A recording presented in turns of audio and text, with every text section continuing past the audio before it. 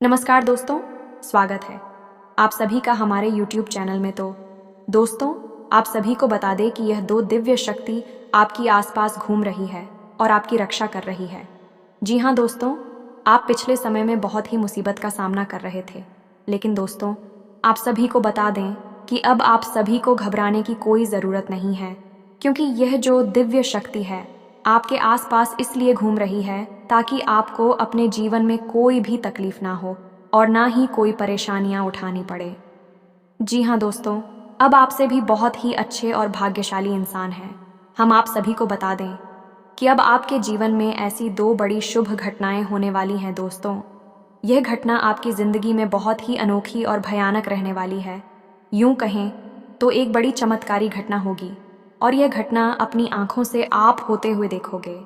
ऐसा चमत्कारिक घटना आपके जीवन में कभी नहीं हुआ होगा। दोस्तों, आप सभी को बता दें कि अब आप रातों रात मालामाल हो जाएंगे। आपके जीवन में खुशियों की बरसात होने लगेगी। दोस्तों, आप बहुत ही भाग्यशाली और नसीब वाले इंसान हैं। आप एक अच्छे और ईमानदार मेहनती इंसान हैं, जिसे भगवान आपके ऊपर मेहरबान हो चुकी है, आपसे खुश हो चुकी है। आपकी भक्ति को देखकर माता रानी प्रसन्न हो चुकी है। जी हाँ दोस्तों, अब आप रातों रात करोड़पति बन सकते हैं यदि भगवान चाहे तो। लेकिन दोस्तों, कोई भी ऐसा गलती नहीं करेगा जिससे आपको भारी नुकसान हो सकता है। लेकिन दोस्तों, हम आप सभी को बता दें कि आप अपने जीवन में थोड़ी सी सावधानियां रखकर चलेंगे तो आपको अवश्य ही कुछ ना कुछ हासिल हो जाएगी। लेकिन आप एक कार्य को करते रहे।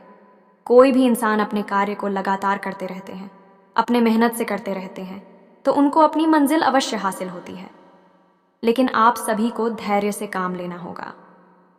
जी हाँ दोस्तों, तभी माता रानी आपके ऊपर अपने नज़र रख पाएगी। जी हाँ दोस्तों, अब आप बहुत ही अच्छे और खुश मिजाज रहने वाले हो। आपके नसीब में कुछ ऐसी शुभ घटनाएं लिखी हुई हैं जो आपकी नसीब तकदीर बदल देगी। जी हाँ दोस्तों, कि कुछ ऐसी बातें भी हम आपको बताएंगे क्योंकि केवल आपके व्यक्तित्व के बारे में है, खुद के बारे में है और बेहद ही गुप्त हैं। तो इन बातों के बारे में आप किसी से चर्चा ना करें। दूसरा ये है, आप वीडियो को बिल्कुल अकेले में एकांत में ठंडे दिमाग से देखें तो आपको ज़्यादा समझ में आएगा। यदि आपने किसी काम को करते करते इस वीडियो को देखा तो आपको कुछ भी अच्छी तरह से समझ में नहीं आएगा और आप सही ज्ञान नहीं ले पाएंगे, तो फिर आपका जीवन कैसे बदलेगा। दोस्तों तो बस आपको ठंडे दिमाग के साथ इस वीडियो को पूरा देखना है और हर बात जो इसमें हम बता रहे हैं उसे समझने का प्रयास करना है। हम आकर आपको बता नहीं जा रही है कि भगवान की पूजा पाठ करते हैं, सच्चे मन से उन्हें याद करते हैं, अपनी तकलीफ है उन्हें बताते हैं, लेकिन भगवान आपके बारे में क्या सोच, और जब भगवान आपके बारे में सोचती हैं तो आपको कैसे पता चलेगा कि भगवान आपके बारे में क्या सोच रही हैं, और अब आपको इसके अनुसार अपने जीवन में क्या बदलाव लेकर आने हैं। आखिर भगवान की भाषा क्या होती है, आप कैसे भगवान से बात कर सकते हैं। बड़ा ही गहरा विषय है जो आज के इस वीडियो में हम आपको बताने जा रहे हैं। यदि आपने आज के इस वीडियो को नहीं देखा तो यकीन मानिए आप एक बेहद ही महत्वपूर्ण जानकारी से वंचित रह जाएंगे। जी हाँ दोस्तों, आपके जीवन में जो आज की स्थिति बन रही है, इस स्थिति में भगवान आपके बारे में कुछ विशेष कर बैठे हैं। कुछ खास बड़ी घटनाएं आपके जीवन में घटित होने वाली हैं, लेकिन यदि आपने भगवान के द्वारा दिए जाने वाले संकेतों को नहीं समझाता, भगवान की भाषा को नहीं समझा, तो आप निश्चित तौर पर वही गलतियां करते रहेंगे जो आप लगातार करते चले आ रहे हैं। फिर निश्चित तौर पर आप ना तो अपने जीवन में कामयाबी हासिल कर पाएंगे और ना ही भगवान की कृपा आपको प्राप्त हो पाएगी। तो बस ठंडे दिमाग से आपको वीडियो पूरा देखना है और हर एक बात जो हम बता रहे हैं उसे समझने का प्रयास करना है। तो चलिए दोस्तों, बिना समय गवाएं आज के इस वीडियो को प्रारंभ करते हैं और बताते हैं कि क्या फैसला है जो भगवान ने आपके लिए लिया है और आपको इस फैसले के अनुसार अपने जीवन में कौन सी ज़रूरी बदलाव लेकर आने चाहिए। यहाँ पर यह रही कि आपके अंदर यदि घर की हिम्मत है, यानी कि समय देने का साहस है, अभी आप इस वीडियो को देखें, जल्दबाजी में बिल्कुल भी ना देखें। तो चलिए आज के इस वीडियो को प्रारंभ करते हैं लेकिन इससे पहले आपसे एक निवेदन है कि कमेंट में पूरे भक्ति भाव के साथ, सच्ची श्रद्धा के साथ जय माँ संतोषी कृपा करूँगा 3 बार अवश्य लिखना दोस्तों। एक बार से काम नहीं बनता है। हमारे धर्मशास्त्रों में 3 का विशेष महत्व होता है दोस्तों। जैसे कि इस सृष्टि के निर्माण में त्रिदेव का महत्वपूर्ण योगदान रहता है। समय के भी 3 काल होते हैं, त्रि के भी 3 पहर होते हैं और भगवान भोलेनाथ के हाथ में त्रिशूल है, उसके भी 3 शूल होते हैं। 3 का बहुत अधिक महत्व है दोस्तों। धार्मिक महत्व, इसी वजह से हम हर वीडियो में आपसे कहते हैं कि आपको एक बार नहीं 3 बार लिखना है। जय मां संतोषी कृपा करो। आप सच्चे भाव से यदि इस क्रिया को करते हैं तो यही आपकी पूजा बन जाएगी, आराधना बन जाएगी और मां संतोषी आपके हर एक कष्ट को हर लेंगे और आपके जीवन में कृपा और आशीर्वाद भेज देंगी। तो सबसे पहले आप इस कार्य को करें। उसके बाद एक और छोटा सा निवेदन है। वीडियो शुरू करने से पहले हम आप सभी से एक महत्वपूर्ण बात करना चाहते हैं कि हम आप सभी के लिए अच्छे से जानकारी के लिए दिन रात मेहनत करते हैं। बहुत छानबीन करने की बात, आप सभी के लिए हम बहुत अच्छे जानकारियाँ लेकर आते हैं जो कि आप सभी के जीवन के लिए बहुत ही ज़रूरी होता है। और दोस्तों, इन सभी के लिए हम आपसे कुछ नहीं चाहते हैं, बस हम इतना चाहते कि आप हमारे चैनल को सब्सक्राइब कर लें और हमारे चैनल से जुड़ जाएं, जिनमें आपको 1 रुपया भी नहीं लगेगा। बस इतना हमारा आप सभी से हाथ जोड़कर प्रार्थना है, निवेदन है। तो हमारा भावना को ज़रूर समझिएगा और हमारे चैनल को सब्सक्राइब कीजिएगा दोस्त। इससे हमारा बहुत अधिक मनोबल बढ़ेगा और हम दुगनी मेहनत से आपके लिए ऐसे ही सूचना और ज्ञानवर्धक वीडियो लेकर आते रहेंगे। जी हाँ दोस्तों, तो चलिए सब्सक्राइब कर दीजिए, फिर आगे बढ़ते हैं। जी हाँ दोस्तों, तो चलिए शुरू करते हैं। दोस्तों एक बात क्यों हम आपको बता दें, और ये थोड़ी सी कड़वी बात हो सकती है, शायद सुनकर आपको अच्छा ना लगे, झटका लगेगा। सबसे पहले हम आपको बता दें कि आपकी राशि के जातकों के जीवन में जो परेशानियां होती हैं, जो भी कष्ट होते हैं, उन परेशानियां, कष्ट के लिए सबसे अधिक जिम्मेदार आप स्वयं ही हो। आपको लगता है ऐसा है कि कोई बाहर का इंसान का कोई अपना ही या कोई पराया इंसान आपको किसी न किसी बात से परेशान कर रहा है, या आपके जीवन में परेशानियां चल रही हैं, उतार चढ़ाव चल रहे हैं। हाँ, थोड़ा बहुत दूसरों के द्वारा निर्मित की गई परेशानियां और कष्ट होते हैं, लेकिन कई ऐसी समस्याएं हैं, कई ऐसी परेशानियां हैं जिन्हें आप स्वयं ही न्योता दे देते हैं, अपने जीवन में आमंत्रण दे देते हैं और आप अनजाने में ऐसा करते हैं।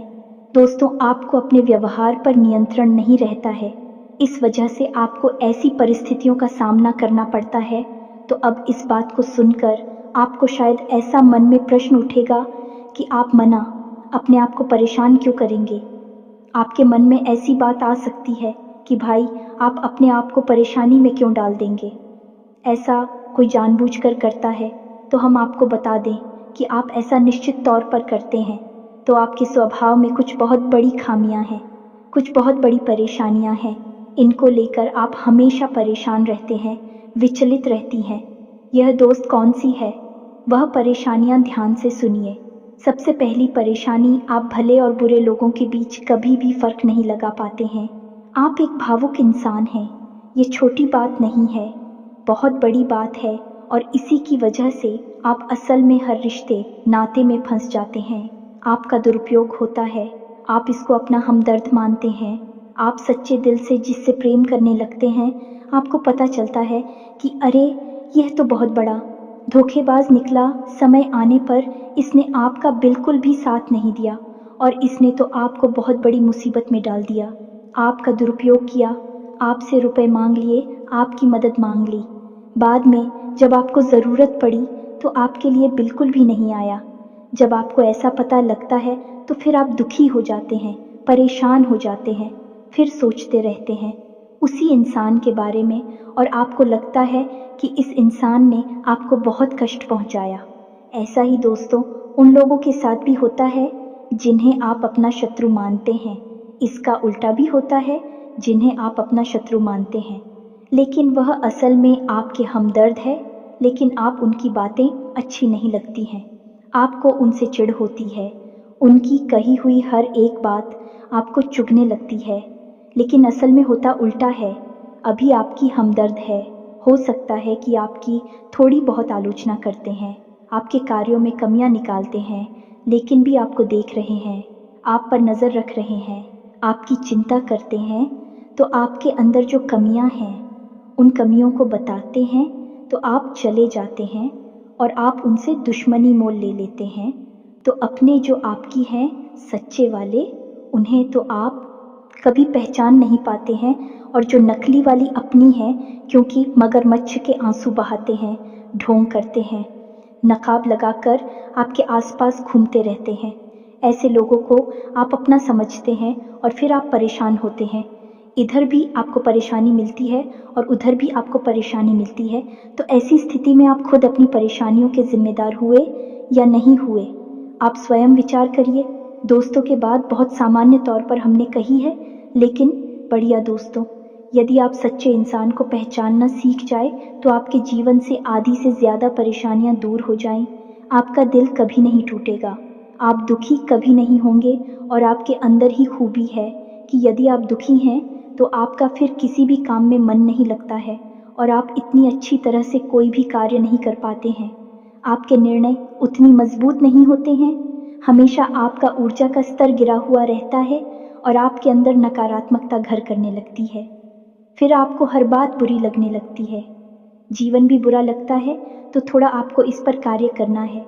तो आप कैसे पहचाने ना दोस्तों, आपके अंदर एक छोटी सी कमी और भी है कि जब कोई इंसान आपकी बात काटने लगता है, आपका विरोध करने लगता है, तो अचानक से आपको क्रोध आने लगता है, और जब आपके मन में क्रोध उत्पन्न होता है दोस्तों, तो आपका जो भौतिक पल है वह कमज़ोर पड़ जाता है, यानी आपके विचार करने की क्षमता कमज़ोर पड़ जाती है। फिर आप भावना में बहकर जवाब दे नहीं लगते हैं और आप सही आकलन नहीं कर पाते हैं कि यह इंसान ऐसी बात क्यों कह रहा है, आपकी बात काट क्यों रहा है, आप में कमी निकाल क्यों रहा है। तो ऐसे में आपको अपने स्वभाव पर नियंत्रण करना है। जब कोई आपकी बात काट रहा है तो आपको क्रोधित नहीं होना है, रुक जाना है, ठंडे दिमाग से विचार करना है और उसके द्वारा कही गई बात को पूरी तरह से समझने का प्रयास करना है कि आखिर इसने ऐसी बात क्यों कही है। अगर आप यह करेंगे तो आप यकीन मानिए कि आप जिन्हें अपना शत्रु समझ रहे हैं, ऐसा समझते हैं कि यह आपके विरोधी हैं, हमेशा आपके अंदर कमियां निकालते हैं, कुतर्क करते हैं, असल में उनके ही अंदर आपको अपनी हमदर्द मिल जाएंगे। यह दोस्तों, आपकी शत्रुओं के अंदर आपको अपने मित्र मिल जाएंगे, अपने प्रेमी मिल जाएंगे। और ठीक इसका उल्टा भी है दोस्तों, जो लोग आपकी हर वक्त हाँ में हाँ मिलाते रहते हैं, आपकी चमचागिरी करते हैं, झूठी तारीफ ही करती हैं, आप वहाँ पर भी पिघल जाते हैं, आप हो जाते हैं और उनकी बातों में आ जाते हैं, उनकी हर बात को सत्य समझने लगते हैं। वहाँ पर भी आपको अपने ऊपर नियंत्रण रखना, भावनाओं में नहीं रहना है। और जब वह आपसे कोई बात कह रहा है, आपकी तारीफ कर रहा है, और आपको विचार करना है। आप खुद इतने बुद्धिमान हैं कि आसानी से पता लगा लेंगे कि इस इंसान ने आपकी यहाँ पर झूठी तारीफ की है, वहीं उसकी पोल खुल जाएगी और आप समझ जाएंगे कि यह एक धोखेबाज इंसान है, इस स्वार्थ सिद्ध करने के लिए आपसे जुड़ा हुआ है, तभी आपकी अनाप शनाप तारीफें कर रहा है और आपसे अपना मतलब सीधा करना चाहता है। ये दो काम यदि आप करने लगेंगे, आप निश्चित तौर पर अपनी 50% से ज़्यादा, इन्हीं आधी से ज़्यादा अपनी तकलीफ़ों को अपने हाथों से दूर कर पाएंगे। दोस्तों, हम गारंटी देते हैं। बस यहाँ पर आपको सबसे बड़ा कार्य ही करना है कि कोई आपसे कुछ भी कहे, आपको तुरंत उसका जवाब नहीं देना है, तुरंत अपने मन में कोई विचार नहीं लाना है, थोड़ा रुक जाना है, फिर उसके बाद सोचना है कि ऐसा क्यों कहा, ऐसा क्यों किया है, कारण क्या था। जब आप विचार करेंगे तो आपको सारी बातें स्पष्ट तौर पर समझ में आ जाएंगे। इसी के साथ साथ दोस्तों, आपको हम बता दें कि आपके अंदर एक और बहुत बड़ी कमी है। इस कमी को आपको खाना बहुत आवश्यक है, और वह कभी यह है कि आप आलसी हो जाती हैं। वैसे तो आप बहुत मेहनती हैं, लगन के साथ काम करते हैं, और जब आप काम करने पर उतारू हो जाती हैं तो आपसे बेहतर कोई कार्य कर ही नहीं सकते। आपकी कार्य क्षमता बहुत ही अद्वितीय है, ये बात आप यकीन कर लीजिए। दोस्तों, लेकिन अच्छाई के साथ हमेशा बुराई भी होती है। जहाँ आप ही बेहतरीन कार्य करता है, वही आपके अंदर ही खामी यह है कि यदि आप अलग करने पर आ जाएं, का रिपोर्ट डालने पर आ जाए, तो आप काम को इतना ज़्यादा टाल देते हैं, इतना ज़्यादा आलस दिखाते हैं कि फिर आप समय पर कार्य करने के लिए खड़े होते हैं। तब तक बहुत देर हो जाती है और आप कार्य में पिछड़ जाते हैं। आप याद करके देखिए दोस्त, हमारे कहने से कि आपने कई बार कार्य को इतना डाला, कितना डाला कि अंत में जाकर आप उस कार्य को सही समय पर कर ही नहीं पाए और वहाँ पर आपको सफलता मिल गई। कई ज़रूरी से ज़रूरी कार्यों को भी आप डालने लगे हैं, आलसी हो जाते हैं। बहुत बड़ी कमी है दोस्तों, आपको यहाँ पर भी विचारशील बनना है, समझना है अपने जीवन में कौन से कार्य ज़रूरी है, उन्हें सबसे पहले करना है, उन्हें भूल कर भी आलस नहीं करना है, और जो कम ज़रूरी कार्य में आप आदेश कर भी सकते हैं। दोस्तों, विचारशील बनेंगे तो ही आप इस कमी से दूर हो पाएंगे। कोई आपको नहीं बताएगा, ये बात हम बता रहे हैं क्योंकि कोई भी सीधे तौर पर आपसे दुश्मनी नहीं लेना चाहता है कि आपका क्रोध, आपका गुस्सा बहुत खतरनाक है। जी हाँ दोस्तों, और आपकी ये बहुत बड़ी कमी है कि आप सीधे तौर पर अपनी आलोचना सहन नहीं कर पाते हैं, इसलिए लोग आपको सत्य बताने से भी कटने लगते हैं। तो एक ये ज़रूरी काम है, इसको भी आपको करना है। अब सुनिए एक सबसे महत्वपूर्ण बात की। दोस्तों, आपके अंदर एक ऐसे अच्छी बात है, ये बड़ी बात नहीं है, लेकिन इसमें कहीं ना कहीं आपके जीवन में नकारात्मकता शामिल हो जाती है। तो ध्यान से सुनिए कि आपकी एक बड़ी आदत क्या है कि आपके अंदर छल कपट की भावना नहीं है, आप झूठ को सहन नहीं कर पाते हैं और अब बात सीधे तौर पर लोगों के सामने रख देते हैं, यानी सत्य का साथ देते हैं और सीधे तौर पर अपनी बात लोगों के सामने रख देते हैं। अब इससे होता यह है कि लोग आपसे बहस करने पर उतारू हो जाती हैं और आपकी सही बात का भी गलत मतलब निकालने लगते हैं, क्योंकि आप इतने सीधे तौर पर बात बोलते हैं, घुमाने फिराने की आपकी आदत नहीं है। सीधे सीधे आप बात बोल देते हैं, फिर चाहे किसी को बुरी लगे या अच्छी लगी। तो ऐसी में कई बार ऐसा होता है कि आप बहसबाजी को आमंत्रण दे देते हैं, लोगों के साथ में पड़ जाते हैं और वह बहस कई बार इतनी बढ़ जाती है कि आपके रिश्तों में भी खटास आ जाती है और आपके जीवन में भी नकारात्मकता आ जाती है। कभी कभी तो बहस इस हद तक चली जाती है कि वह इस झगड़े का रूप भी ले लेती है। यहाँ पर आप थोड़ा सा चतुराई से काम लेना सीखना होगा। ज़्यादा सीधेपन से भी काम नहीं चलता है और आपके मन में सत्यता है, आप उसे बना कर रखी है, लेकिन दुनिया में उस सत्यता का प्रदर्शन करने की कोई आवश्यकता नहीं है। आपको किसी से बहस नहीं करनी है। कोई झूठ बोल रहा है, गलत काम कर रहा है, उसे करने दो आप, कोई मतलब नहीं है दोस्तों। आप यदि उसे सुधारने में लग जाएंगे तो वह सुधरेगा तो नहीं, लेकिन आपके साथ पेश करेगा, झगड़ा करेगा और आपका भी जीवन, समय और दिमाग सब खराब कर देगा।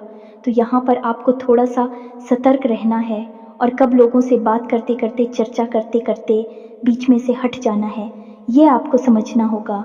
याद रखिए दोस्तों, इस जंगल में सबसे पहले पेड़ काटे जाते हैं जो एकदम सीधे होते हैं। तो थोड़ा सा तो कभी जीवन में आवश्यक है, थोड़ी सी टेढ़े मेढ़े भी बन जाइए दोस्तों। इस समय की मांग है, दूसरों को हानि पहुंचाने के लिए नहीं, अपनी रक्षा करने के लिए दोस्तों। यकीन मानिए, भगवान श्री कृष्ण ने भी तो मानव को यही संदेश दिया है कि जब काम सीधे तौर पर ना बने तो थोड़ा सा चतुराई का साथ देना चाहिए, चतुर बन जाना चाहिए। तो यह सारी बातें थी कि आपको कहाँ कहाँ सुधार की आवश्यकता है। वैसे तो और भी बहुत सारी बातें हैं दोस्तों, लेकिन उन सबको करने लगे तो वीडियो बहुत लंबा हो जाएगा। तो जो ज़रूरी बातें थी वह हमने आपको बता दी है, आप इन पर कार्य करिए, निश्चित तौर पर बदलाव आएंगे। अब हम आपको बता दें कि आपकी राशि चक्र की एकमात्र कैसी राशि है जो भगवान की बहुत अधिक प्रिय होती है। ये दोस्तों, हम अपने पिछले कई वीडियो में भी इस विषय पर आपको बता चुके हैं, संकेत दे चुके हैं, लेकिन अब हम आपको बताने जा रहे हैं कि कौन सी संकेत होते हैं। मुख्य संकेत होते हैं जिनसे आपको यह पता लग जाएगा कि भगवान आपको बहुत अधिक प्रेम करते हैं, आपकी बात सुनते हैं और आपको भगवान की शरण में जाना चाहिए। तभी आपका उद्धार होगा। अब यहाँ पर गौर करने वाली बात यह है कि कुछ लोगों के मन में यह भी प्रश्न उठ सकता है कि किस भगवान की शरण में चले जाए। तो हम आपको बता दें कि आप किसी भी भगवान की शरण में जाएं जो आपके आराध्य हैं, उनकी शरण में जाएं। आपका काम बन जाएगा, आपकी जिंदगी बदल जाएगी। अब भगवान सब एक ही हैं, सभी शक्ति के स्वरूप हैं, बस उनके नाम और रूप अलग अलग हैं, लेकिन वह सब अंत में एक ही है। तो आप अपने मन में बिल्कुल भी शंका ना लाएं। हम हनुमान जी की पूजा करें, भगवान भोलेनाथ की, कृष्ण जी की पूजा करें, राम जी की पूजा करें या फिर माता की पूजा करें, बिल्कुल भी कोई संकोच ना लाएं। आपके मन में इसके लिए भी भाव उत्पन्न होते हैं, भावनाएं होती हैं। आप उनकी सच्चे मन से पूजा आराधना शुरू करें और आप देखेंगे चमत्कार आऊँगा। जी हाँ दोस्तों, अब ध्यान से सुनिए कि आपके शरीर में कौन सी जगह है जहाँ से आपको यह संकेत मिले हैं कि भगवान आपको बहुत अधिक पसंद करते हैं, आप उनके बहुत प्रिय हैं और वह आपको बुला रहे हैं, आपकी ज़िंदगी बदलना चाहते हैं। तो दोस्तों, आप इस शरीर से जुड़ी 5 ऐसी जगह हैं जहाँ से भगवान आपको तरह तरह के संकेत देते हैं। ये दोस्तों तो ध्यान से सुनिए। सबसे पहले आपकी कमर के निचले हिस्से में आपको दर्द रहना शुरू हो जाएगा। यदि आपको दर्द होता है तो आप समझ गए कि भगवान की सकारात्मक ऊर्जा आपके अंदर विश करना चाहती है या कर चुकी है। अब यहाँ पर दर्द क्यों होगा दोस्तों?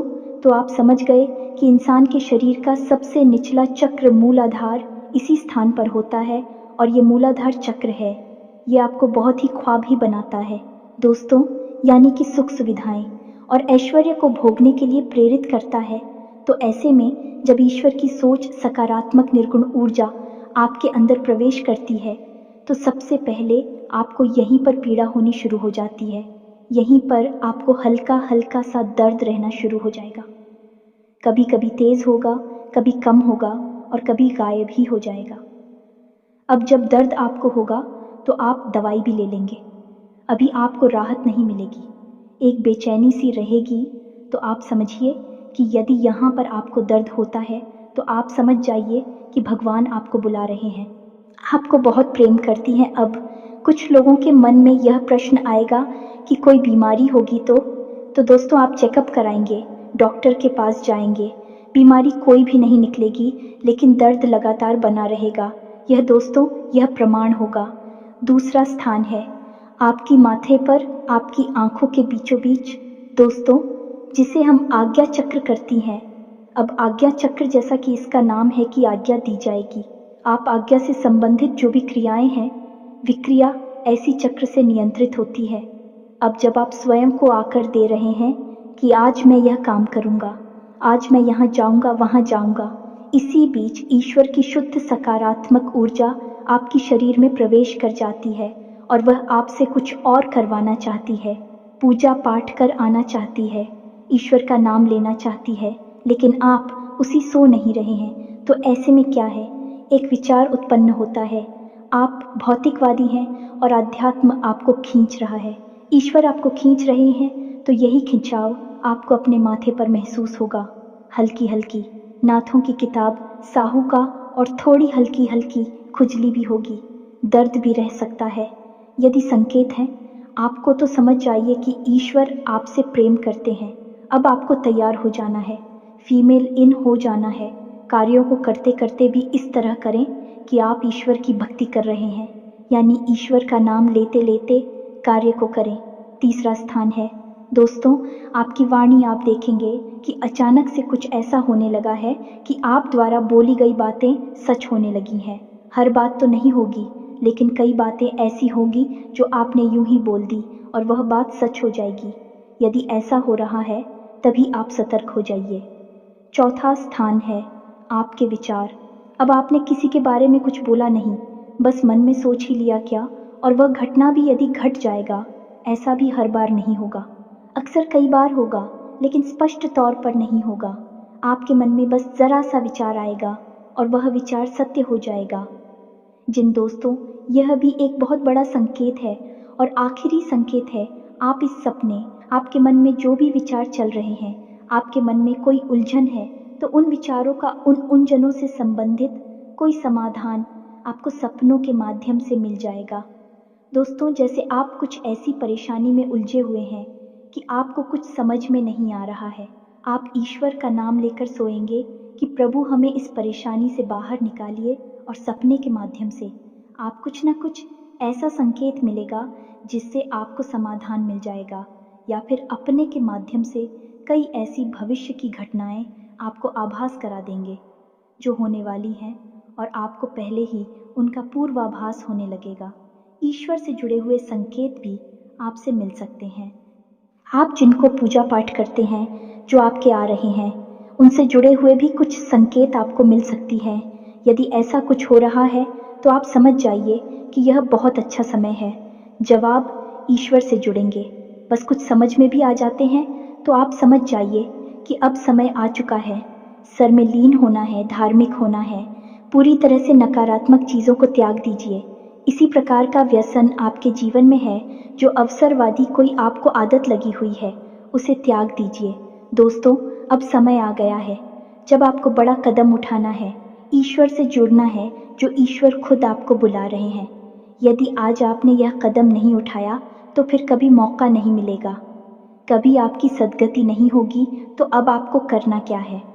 कुछ लोग ऐसे में यह प्रश्न भी करेंगे या नहीं, उनके मन में यह सवाल भी उठेगा कि हम तो कामकाज में उलझे रहते हैं दिन भर, तो ईश्वर की आराधना कब करें, ईश्वर की कब पूजा पाठ करें, मंदिर में कब जाए। तो दोस्त, हम आपको बता दें कि पूजा पाठ करने के लिए यदि आपके पास समय है तो आप करिए, जितना समय है उतना करिए। मंदिर जाने का समय है तो जाइए, सर्वोत्तम है। इधर उधर बैठकर समय खराब करने से बेहतर है कि भगवान की शरण में चाहिए, मंदिर जाइए और वहाँ पर भगवान की शरण में बैठी है, आपका मन बहुत सुंदर हो जाएगा। दूसरा, यदि आपके पास समय नहीं है कि आप नहीं जा पा रहे हैं, मंदिर पूजा पाठ भी नहीं कर पा रहे हैं, तो कोई बात नहीं है दोस्तों, कर्म ही पूजा है। हमारे शास्त्रों में लिखा हुआ है, तो आप कर्म को ही पूजा समझकर करिए। ये दोस्तों आपकी जो भी आ जाते हैं, मानकर चलिए कि हनुमान जी आपके आराध्य हैं, तो आप जो भी कार्य करती हैं उस कार्य को हनुमान जी की पूजा मानकर करिए। या दोस्तों, आप अपने मन में विचार करें कि आप ऑफिस जा रहे हैं, तो घर से बाहर निकलने से पहले हनुमान जी को याद करते हुए हनुमान जी से कहना है कि प्रभु, आज का कार्य हम आपकी पूजा के तौर पर करेंगे और आपको समर्पित करेंगे दोस्तों, और शुद्धता के साथ करेंगे, जैसे कि मंदिर में हम आपकी पूजा करते हैं।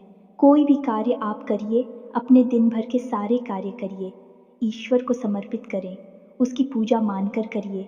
इसीलिए तो कहा गया है, कर्म ही पूजा है, तो आप कर्म करिए।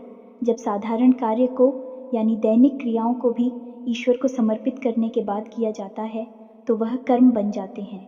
और क्रिया में और करनी में फर्क किया है दोस्तों, की क्रिया केवल जीवन को चलाने के काम आती है, कर्म हमारी आत्मा को भी उच्च स्तर पर ले जाते हैं, हमें मुक्ति के द्वार तक ले जाते हैं, ईश्वर के और नज़दीक ले जाते हैं।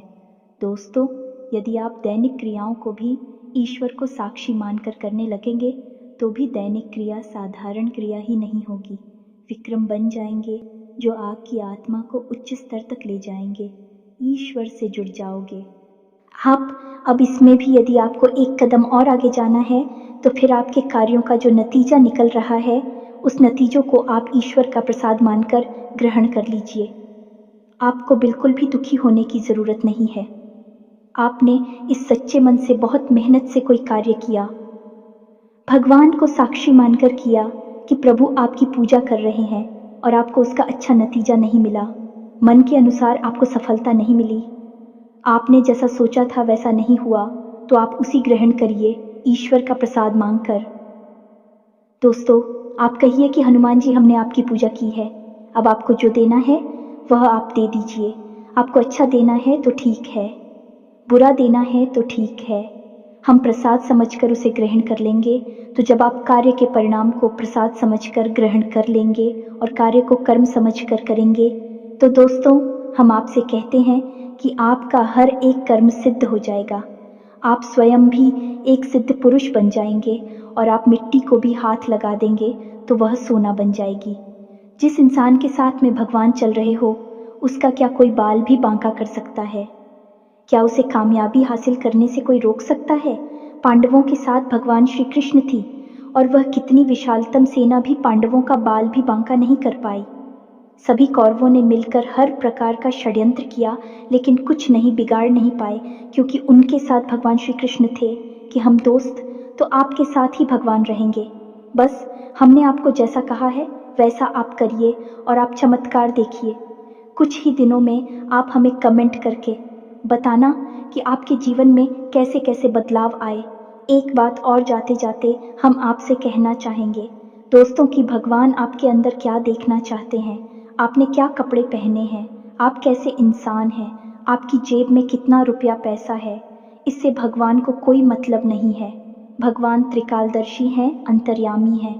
वह आपके अंदर झांक सकते हैं और आपके मन में क्या भावनाएं चल रही हैं, बस उन्हीं से भगवान का मतलब है कि आपके भाव से, आपकी भावना से भगवान को मतलब है। तो जैसे ही आपके भाव बदलेंगे, भावनाएं बदलेंगे, आपका भगवान से जुड़ाव और मजबूत हो जाएगा। तो उम्मीद है कि हमने जो जानकारी आपको दी है, आपको ये जानकारी अच्छी लगी है, पूरी तरह से समझ में आ चुकी है और इस जानकारी का कैसे प्रयोग करना है, अपने जीवन को कैसे बदल रहा है, यह भी आप अच्छी तरह से समझ चुके हैं। फिर भी यदि कोई प्रश्न आपके मन में उठता है तो आप कमेंट करके पूछिए, हम आपके प्रश्नों के जवाब देने की पूरी कोशिश करेंगे। इसी के साथ साथ आज की इस वीडियो में विराम देते हैं।